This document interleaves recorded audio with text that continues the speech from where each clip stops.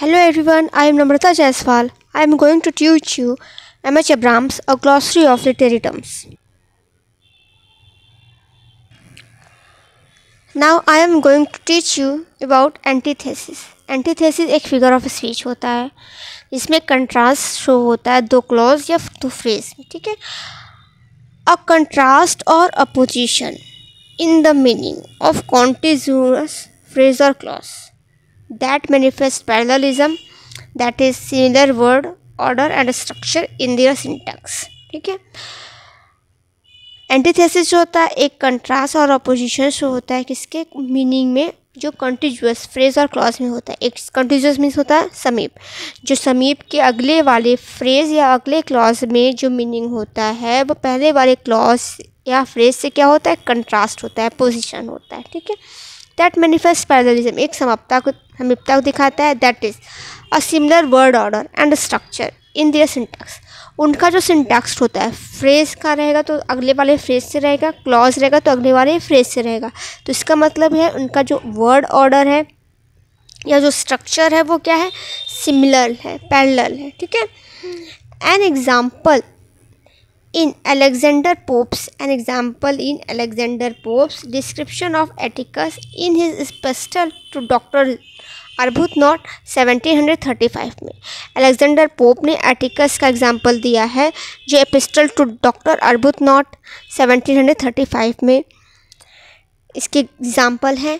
इसके इन्होंने स्टेटमेंट दिया है willing to wound and yet afraid to strike. ये दोनों जो है ये फ्रेज है, ये दोनों जो है ये क्या है, फ्रेज है. विलिंग टू वुंड एक फ्रेज है and yet afraid to strike एक फ्रेज है.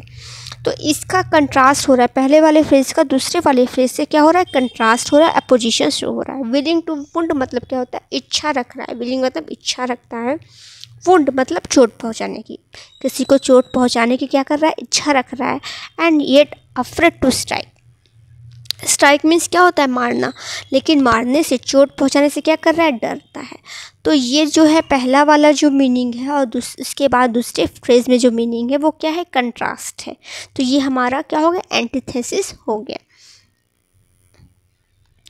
इन the antithesis in the second line of the Pope's description of Baron's design against Belinda in the Rape of the Lock. Baron ने Belinda के बारे में rape of the lock में जो एक statement दिया है वह एंटीथेसिस का एग्जाम्पल है. रेप ऑफ द लॉक जो वर्क है वो 1714 में आया है. द पैरेललिज्म इन सिंटैक्स, और इसमें जो सिंटैक्स है वह पैरेललिज्म को दिखा रहा है. यहाँ पे सिंटैक्स जो है आपको वर्ड स्ट्रक्चर जो है वो क्या है, समान रहेगा.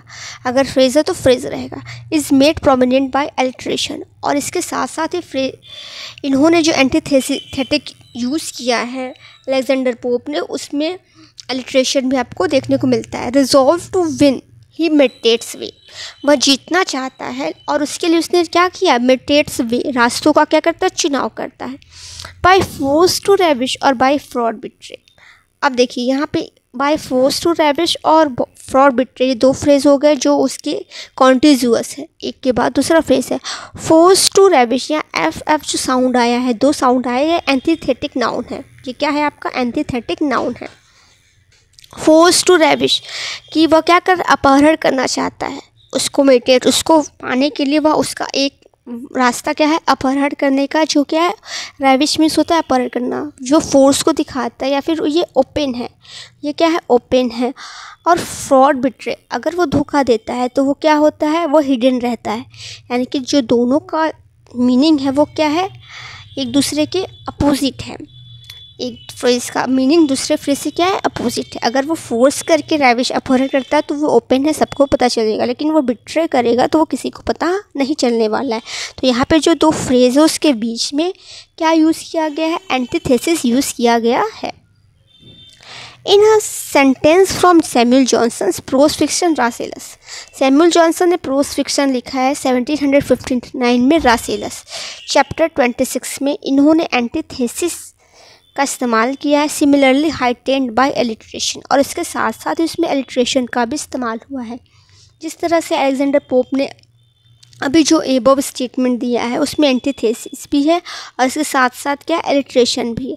उसी प्रकार के रासेलस सैमुअल जॉनसन ने जो एग्जाम्पल दिया है एंटीथेसिस होने के साथ साथ उसमें अलिट्रेशन का भी यूज़ हुआ है। इन द कंट्रास्टेड नाउन्स में, इसमें नाउन्स में जो है वो क्या है, कंट्रास्ट हो रहा है। Marriage has many pains but celibacy has no pleasures. Marriage has many pains but celibacy has no pleasure. यहाँ पे देख रहे हैं जो दो है, ये क्या है, स्टेटमेंट क्या है, आपके क्लॉज हैं। अभी ऊपर जो दो स्टेटमेंट आए थे वो क्या थे, फ्रेज थे, क्योंकि ये क्लॉज है, क्योंकि इसका एक खुद का सब्जेक्ट है और खुद का क्या है, इसका वर्ब है। मैरिज हैज़ मैनी पेन्स, यहाँ पे पेन्स और प्लेजर, यहाँ पे पी साउंड जो क्या है वो रिपीट हो रहा है, तो इससे क्या हो गया, यहाँ पे एलिट्रेशन हो गया है। मैरिज हैज़ मेनी पेन, शादी में बहुत क्या होता है, दुख होता है। But celibacy has no pleasure, लेकिन कुंवारेपन में कोई भी क्या होता है, आनंद नहीं होता।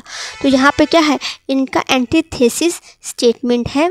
जो फर्स्ट वाला स्टेटमेंट है उसका अपोजिट क्या दे रहा है, सेकेंड वाला स्टेटमेंट का मीनिंग आ रहा है। तो यहाँ पे जो दो कंट्रास्ट हो रहा है वो क्या हो रहा है, दो क्लॉजेज में हो रहा है। Thank you everyone for watching my channel.